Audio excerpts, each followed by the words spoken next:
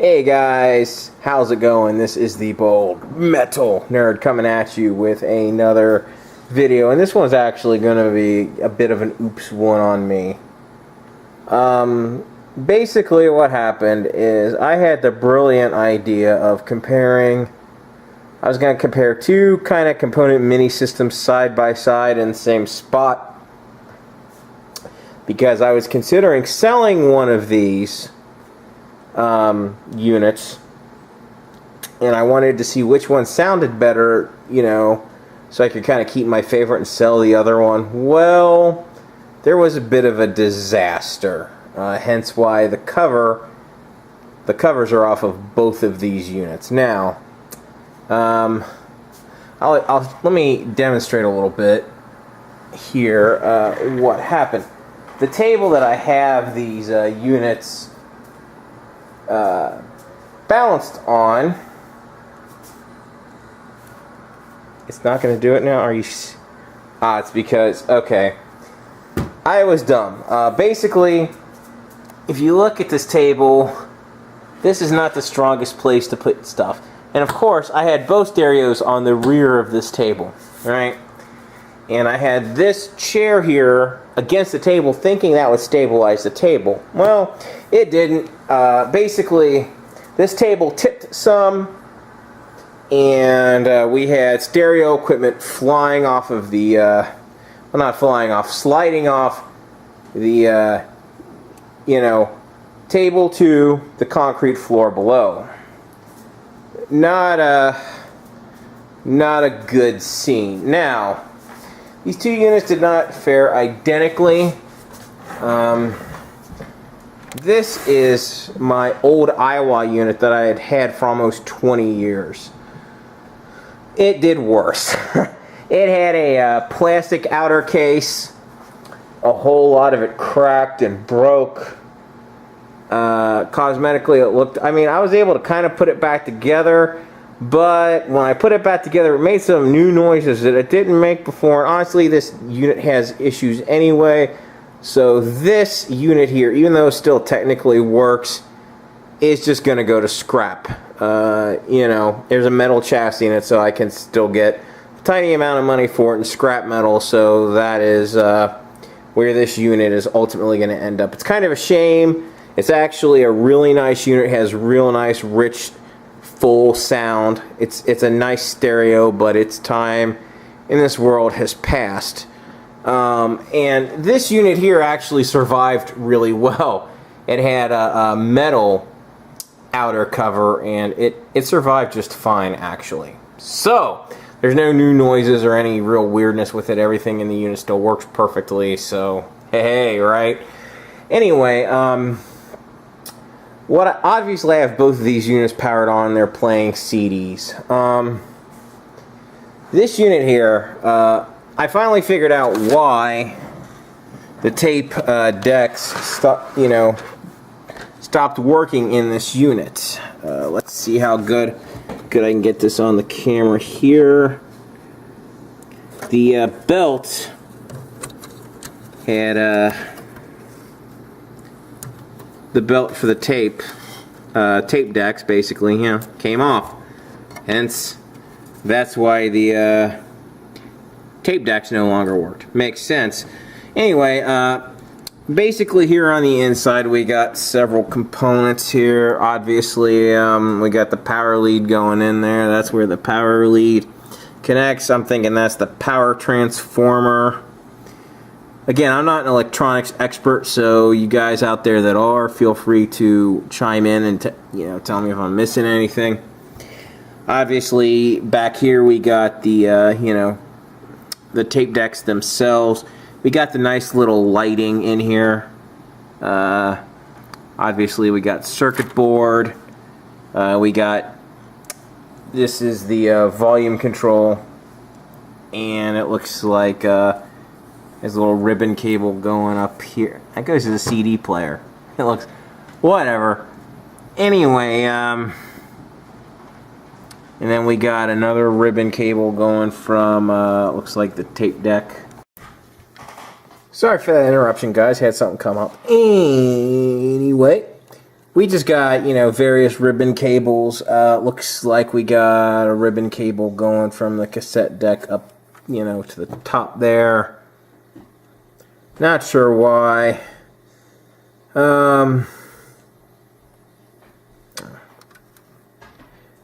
Yeah, and we got, you know, just circuit board, whole 9 yards. Looks like back there, those white pieces are the line ins, line outs. Yep, all the way there in the back. Yeah, up top, obviously, we have the CD player. And as you can see, I got a disc spinning right now. And amazingly, it still works. You can hear output coming from the headphones. I mean, yeah, even though it still works, I'm not trusting this thing long term. I'm just not anymore. After the new noises it's making and everything, and the fact that, you know, it was still, yeah, yeah, it might technically be safe, but I'm not trusting my discs with this long term. I just have the disc on here spinning for this video because honestly I think it looks neat. Obviously there were the LEDs for the multicolor across the disc. I am going to miss this unit for sure. Let's go ahead and stop it. Releases the CD, drops. Anyway, let's watch that again just for fun. What disc number do we got this on? That's disc number 3. So let's go ahead and watch it. Spin around there. Pick up. Starts playing. Gotta love it, right? Cool stuff. And we'll go ahead and eject it again. And watch it drop the disc there. Open, and there you go. Pretty cool. I'll go ahead and take the disc out. Set it down. Now, you know what? I might as well open this up so you can get a better look at the gears and stuff underneath the CD player. Pretty standard stuff. You got a belt there. Looks like it, you know, turns some gears to enable the tray mechanism to work.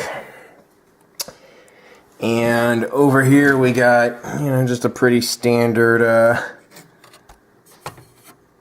CD transport there. Obviously, right down.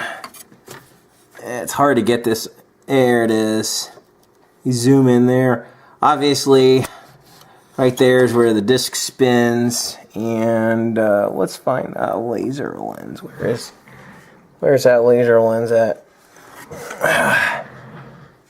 I'm having a hard time finding the laser lens. Oh well. If you spot the laser lens, good for you, right? Anyway, that's pretty much it for this side of the unit on the interior. And let's go ahead and turn this around. And on the other side, you really can't see anything. There's just the metal chassis there and the circuit board, and that is basically it. So, I'll go ahead and pop the headphones out. I'm just going to go ahead and power off this unit, since it doesn't really, no point in keeping that one on. And we'll slide it over here, and we're going to get a look inside this. I do have this CD, this unit is fully working despite you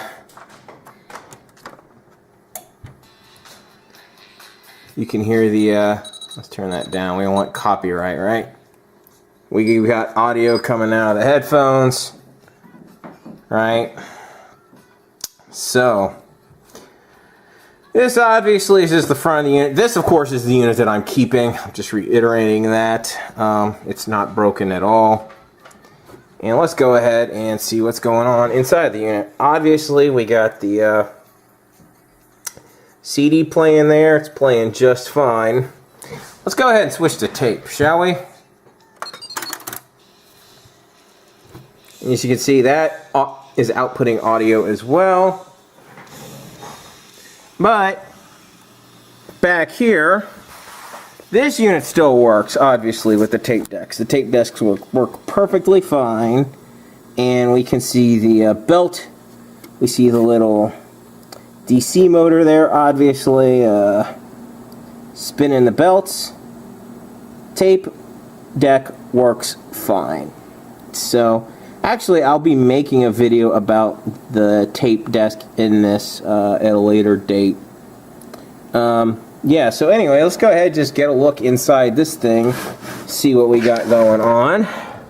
It's actually a pretty damn similar setup to the other unit, even though this is a much newer mini component system. I think this was made in like 04, 05 as opposed to 98. The insides are remarkably similar to each other. They're different brands and everything. This is a JVC, the other one was an Iowa. Still pretty damn similar though. We got the power transformer there. There's obviously where the power lead goes in. On the back there, it looks like we got a circuit board.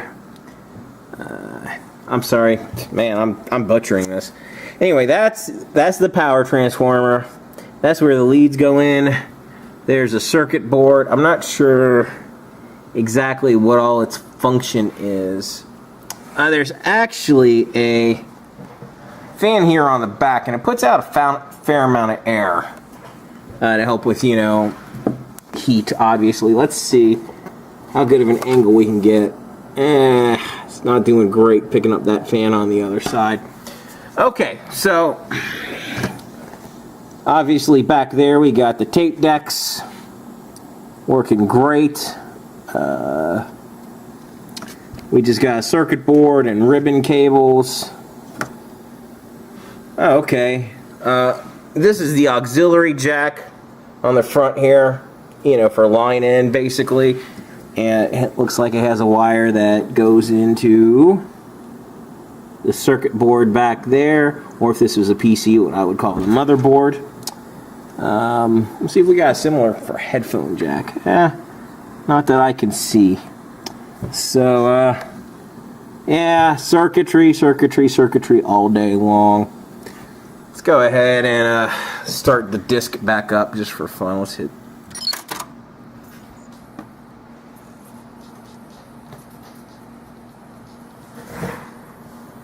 And there we go. Disc is spinning nice and fast. Yeah, nice and fast. It's the speed it's supposed to spin. The freaking ZD player. Anyway, let's go ahead and turn this bad boy around. And again, remarkably similar to the other unit, just the metal chassis and circuit board. Not much to see on that side. So, you know, there's a whole lot of empty space inside these units. And I guess the reason they're physically so large is they got to fit the circuit board, you know, on one side, and of course the 3 CD trays make them. That takes a fair amount of space because CDs are a certain physical size.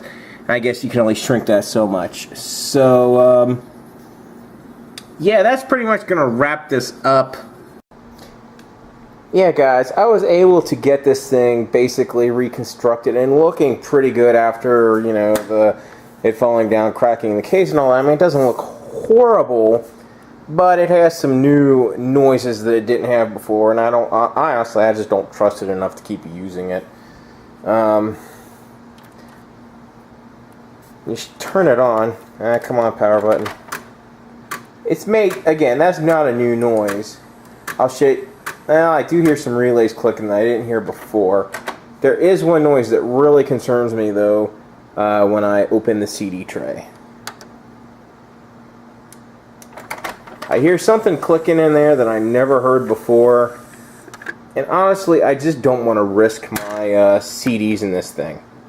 I don't trust it enough to, you know, basically, you know, play my discs in it. I don't want my disc to get scratched or anything to happen to them. Well, you know, any more than what normally would. Yeah, like I said, some relay or something's clicking in there. I don't know what's going on. yeah, my trust just isn't there with this unit at this point. So, obviously I filmed this part first, but it's the second part in the video, so what I'm going to do now is I'm going to take the cover back off this thing and, you know, yep. So, here we go. Anyway, guys, I just wanted to say thanks a lot for sitting through that whole thing. Sorry for the shaky cam. You know, learn from my mistake. Don't place stereo equipment in a precarious position. I really hope you guys liked what you see. Thanks a whole lot for watching. If you did like what you see, please thumbs up, share, subscribe, all that fun stuff. If you hated me, thumbs down. Tell people how much you hate me and complain about me. Anyway, thanks for watching. See you guys next time.